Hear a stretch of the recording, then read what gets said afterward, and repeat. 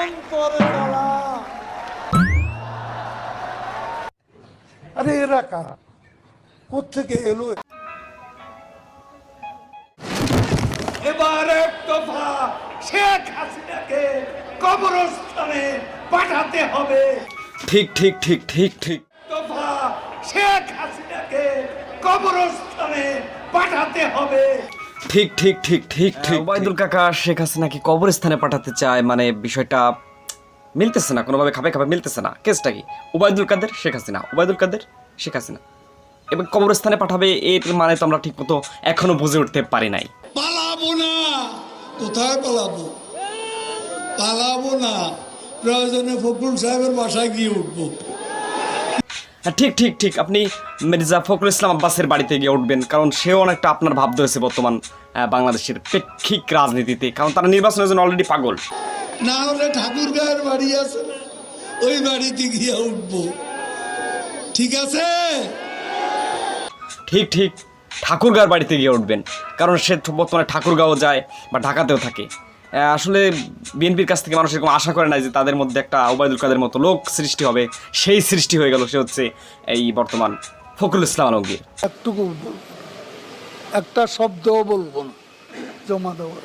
কেন 10টা মিনিটও সহ্য হয় না, 15টা মিনিট সহ্য হয় না। লোকটা কি পাগল নাকি? কেসটা কি? এরকম কথা বলে বিভিন্ন রাজনৈতিক মিছিল মিটিংয়ে, আসলে একটা ভাববার বিষয়। মাসুদ, তুমি এখানে এসে আবার কি পুরনো খেলা শুরু করছো? তুমি কি কোনোদিনও ভালো হবে না? তুমি কোনোদিনও ভালো হবে না। ঠিক আছে ঠিক আছে ঠিক আছে, আপনার এই কলুষিত বক্তব্য এবং হাসি বক্তব্যে আমরা খুবই পুলকিত, রোমাঞ্চিত এবং আন্দোলিত। এবং এরকম একজন ব্যক্তি বাংলাদেশে বিগত বিগত বিগত বিগত দিনে আসে না, এবং সামনে আসবে কিনা সেটা একটা সন্দেহের প্রশ্ন। 28 থেকে 4 তারিখ কতদিন হলো? কতদিন হলো? 28 তারিখের পর তো শেখ হাসিনা নেই। আরে মির্জা ফখরুল, উনি এখন কোথায় আছে? উনি শেখ হাসিনা তাকে ভারতের সাথে নিয়ে যায় নাই তো, ওনার মাথা পুরোপুরি গেছে সেটাই মনে হচ্ছে। তাকে যদি নিয়ে যেত সাথে কোনোরকম একটু ব্যাগের ভিতরে গাঁটটি করে বক্সকা করে যদি তাকে নিয়ে যাওয়া হতো, তাহলে মনে হয় তার এই আফসোসগুলো আর থাকতো না।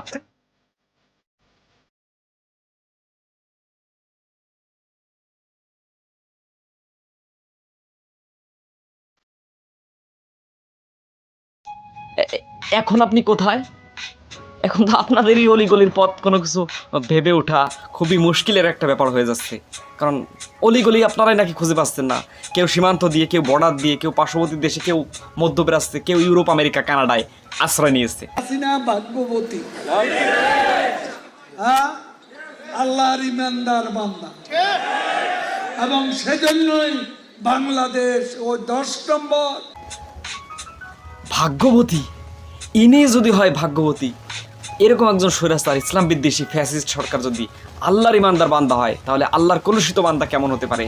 সেটা আমাদের মাথায় বড় এক ধরনের প্রশ্নের জন্ম দিয়েছে কাকা।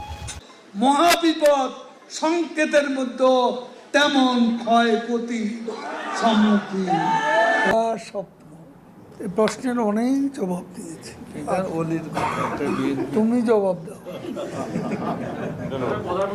এটা অনেকবার বলেছি, আর বলতে চাই। তো বন্ধুরা, এইভাবে যদি একটার পর একটা সিরিজ আনতে থাকি, তারপরে কিন্তু শেষ হবে না। তা আপনারা এটাকে নিয়ে কি বলতে চান? ইনি কোথায় আছে? অনেকটা আন্দাজ করছে অনেকে যে ভারতে গিয়ে আত্মগোপনে আসছে, কারণ তাকে কিন্তু সেখানে রাখা হয় না যেখানে তার ওই নেত্রী গিয়ে পালিয়েছে। যাক, আপনারা যদি এই লোকটার কোনো হদিস সন্ধান পেয়ে থাকেন, অবশ্যই আমাদেরকে লিখে জানাবেন। আমরা একটু তল্লাশি দেওয়ার, একটু খুঁজে বের করার চেষ্টা করব। কণ্ঠ কি তার মতো হয়ে যায় নাকি বুঝতে পারি না। যাক, সবাই ভালো থাকবেন, সুস্থ থাকবেন। আপনাদের সাথে দেখা হবে অন্য আরেকটি পর্বে। আসসালামু আলাইকুম।